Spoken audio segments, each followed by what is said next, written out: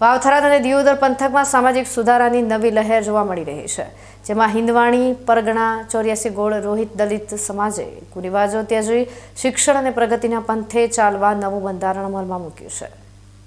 દિયોદરના પવિત્ર રામાપીર મંદિર ખાતે આજે હિંદવાણી પરગણા 84 ગોળ રોહિત દલિત સમાજનું એક ભવ્ય મહાસંમેલન યોજાયું હતું। આ સંમેલનમાં સમાજના વરિષ્ઠ આગેવાનો અને યુવાનો મોટી સંખ્યામાં ઉમટી પડ્યા હતા। બેઠકનો મુખ્ય સૂર એ હતો કે બદલાતા સમય સાથે સમાજે પણ બદલાવવું પડશે અને લગ્ન કે મરણ જેવા પ્રસંગોએ થતા ખોટા ભપકા અને દેખાદેખીના ખર્ચાઓ બંધ કરવા પડશે। અગાઉ ઠાકોર અને રબારી સમાજે જે રીતે પહેલ કરી છે, તેમ હવે રોહિત સમાજે પણ એકતા બતાવી 11 મુદ્દાઓનું નવું સામાજિક બંધારણ જાહેર કર્યું છે। નવા નિયમો મુજબ હવે સગાઈમાં માત્ર 21 માણસો જ જઈ શકશે અને કંકુ શ્રીફળ જેવા મર્યાદિત શુકન સાથે વ્યવહાર પતાવવાનો રહેશે। લગ્નની વાત કરીએ તો જાન સવારમાં જ લઈને જવી અને જાનૈયાઓની સંખ્યા 100થી વધવી ન જોઈએ। દાગીનામાં પણ મર્યાદા નક્કી કરાઈ છે, જેમાં 200 ગ્રામ ચાંદીની ઝાંઝરી અને મંગળસૂત્ર જેવા સાદા દાગીનાનો આગ્રહ રખાયો છે। મામેરું અને મોસાળું જેવી પ્રથાઓમાં પણ શક્તિ મુજબની રકમ નક્કી કરવામાં આવી છે, જેથી ગરીબ પરિવાર પર આર્થિક બોજ ન પડે। પુનઃલગ્ન અને ધર્મે લગ્ન માટે પણ વ્યાજબી દહેજ અને દાગીનાના નિયમો બનાવાયા છે। સૌથી મહત્વનો નિર્ણય કાચા સગપણ અંગે લેવાયો છે। જો કોઈ કારણ વગર સગપણ તોડે તો તેને 25,000 રૂપિયાનો દંડ કરવાની જોગવાઈ છે। મરણ પ્રસંગે પણ ખોટા જમણવાર બંધ કરી માત્ર ખીચડી કઢીનો સાદો ખોરાક રાખવો અને 4 દિવસમાં જ તમામ વિધિ પૂર્ણ કરી દેવી તેવું નક્કી થયું છે। સમાજના અગ્રણી શંકરભાઈ સોલંકી અને નરસિંહભાઈ જાળવાએ જણાવ્યું હતું કે આ બંધારણનો મુખ્ય ઉદ્દેશ્ય પૈસા બચાવીને દીકરા દીકરીઓને ઉચ્ચ શિક્ષણ અપાવવાનો છે। જો કોઈ આ નિયમોનો ભંગ કરશે તો સમાજ દ્વારા તેને દંડ કરવામાં આવશે અને આ દંડની રકમનો ઉપયોગ સમાજના શૈક્ષણિક કાર્યોમાં જ કરવામાં આવશે। દિયોદર ખાતે મળેલા આ સંમેલને સાબિત કર્યું છે કે જ્યારે સમાજ એક તાંતણે બંધાય છે, ત્યારે વર્ષો જૂના કુરિવાજો પણ નેસ્તનાબૂદ થાય છે। આ નવું બંધારણ આવનારી પેઢી માટે શિક્ષણ અને આર્થિક સમૃદ્ધિના દ્વાર ખોલશે। આજે 21 તારીખના રોજ અગાઉ અમારું એરેન્જમેન્ટ કરેલું હતું કે આજે 21 તારીખે દરેક પ્રજ્ઞાવાઇઝ લોકોને આમંત્રિત કરેલા હતા અને અત્રે બધા પ્રજ્ઞાના લોકો ઉપસ્થિત થઈ એમણે પોતપોતાના મંતવ્ય રજૂ કર્યા અને અત્યારે આર્થિક પરિસ્થિતિ દરેક સમાજની અંદર બધા વર્ગોને હોતી નથી, એના કારણે સમાજે ખર્ચ અને વહીવટીમાં તકલીફો પડતી હતી, જેમાં ગરીબ પ્રજાનું શોષણ થતું હતું અને આર્થિક રીતે ખૂબ નુકસાન જતું હતું। બહેનો દીકરીઓને સમાજમાં કુરિવાજોના લીધે ઘણા બધી મુશ્કેલીઓ ઊભી થતી હતી અને સમાજનું ગર્વ કે સમાજના હિતમાં આજે જે સમાજે ભેગા મળી અને નિર્ણયો કર્યા છે, એમાં મોટામાં મોટો ફાયદો સમાજને આર્થિક રીતે પગભર થાય અને જે ગેરરીતિઓ અને ગેરકાનૂની કે સમાજને ન પોસાય એવા મુદ્દા હતા એને કેન્સલ કરી અને સમાજના હિતમાં આજે નિર્ણયો લેવામાં આવે છે। તારીખ 21/2/2026ના રોજ સમગ્ર હિંદવાણી પરગણું જેને કહેવાય છે, એના વડીલો યુવા મિત્રો સૌ સાથે મળી અને સમાજને આર્થિક સામાજિક ફાયદો થાય એ માટે બંધારણ બનાવ્યું છે। કેટલા મુદ્દાઓ કુલ 11 મુદ્દાઓ લીધા છે। ડીજેનો પ્રશ્ન હતો પણ એ સોલ્યુશન થઈ ગયું, કારણ કે ઘણા લોકોનું માનવું છે કે ડીજેથી સમાજમાં દૂષણ પેદા થાય છે। નવું બંધારણ રચ્યું છે, આવનારા સમયમાં કેવો ફાયદો છે સમાજને? અમારે આમ તો શું છે, ટોણા બીજા હતા તો જમીન પર અડાણી મૂકવી પડતી હતી, એટલે આર્થિક બાબતમાં ઘણો ફાયદો થવાનો છે। ખાસ કરીને દીકરીઓના ભણવા માટેના કોઈ મુદ્દાઓ લીધા છે?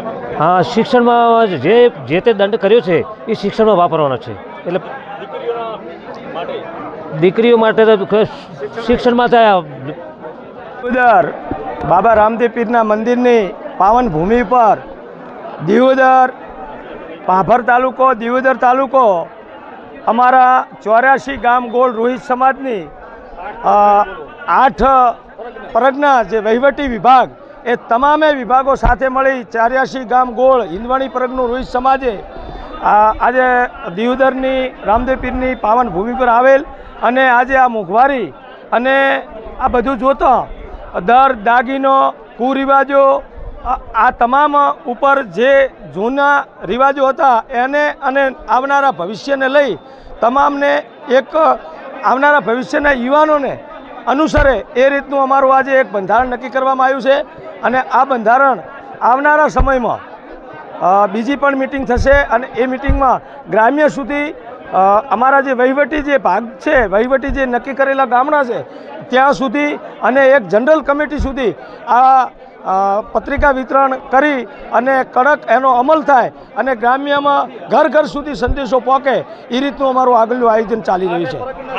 ખાસ કરીને વાત કરવામાં આવે તો જે છૂટાછેડાની માગણી છે 1.5 લાખનો દંડની જોગવાઈ કરાઈ છે, શું છે વિગત એની? જોગવાઈમાં તો એમાં એવું છે, હું આજે આપના તરફથી જે પ્રશ્ન પૂછવામાં આવ્યો એમાં ધારો કે એક દીકરી છે અને એ દીકરીના લગ્ન થઈ ગયા છે અને ત્યાં સામાજિક લગ્ન થયેલા છે, સામાજિક એના રીત રિવાજ મુજબ સગાઈ કરી અને લગ્ન કરેલ છે, પરંતુ એ દીકરીને ક્યાંક ઘણું એવું બધું બનતું હોય છે કે એ પતિ પત્નીના અણબનાવો બનતા હોય ત્યારે પતિનો ગુનો હોય અને દીકરીને તગડી મૂકે એટલે કે ગાડી મૂકે અને દીકરી સાથે અન્યાય થતા હોય છે, ત્યારે સમાજે એવું ના બને ભવિષ્યમાં એ બાબતને લઈ અને એક વજનના ભાગરૂપે આ નિર્ણય લીધો છે.